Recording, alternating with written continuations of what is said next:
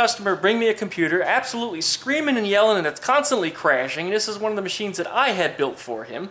We include a 3-year warranty on all of our machines, and this one is within the warranty period, but because it's constantly locking up and failing, that I'm getting blamed for it. And so begins How to Fail at Computers, Part 3.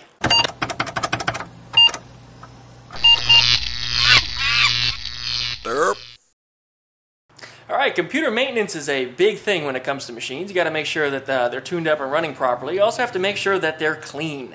And that includes getting the dust and dirt out of the fans and vents that are inside the machine. Okay, here's the customer's computer. I've cleaned it out considerably already. There was a big layer of dust here on the bottom. And I got that out and I cleaned out the fans. As it's pretty obvious the fans aren't loaded and packed up with dust anymore. But the machine was just getting incredibly hot. And it turned out the reason for that was... look at that. It's not breathing whatsoever. The entire heatsink on the CPU is packed with dust, allowing no air through it whatsoever. This thing is hot. I mean, it's so hot to the touch that you can't put your finger on it for more than but a moment. And if I let this thing run for any considerable amount of time, naturally it crashes. Now, as I said, all of my machines have a 3-year warranty. And all of my machines are also tuned up for life. So if you buy a machine from me and you continue to bring it back every 30 to 90 days, we're going to clean the dust out of it, tune it up, and make sure it's running properly. For free.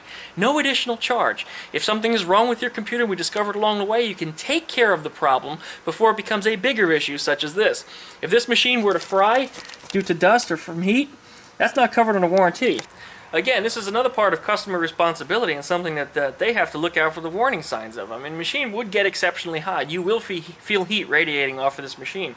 And in the event it starts crashing or starts crashing regularly, you need to bring the machine to me. Don't let it sit like this. I mean, that didn't happen overnight.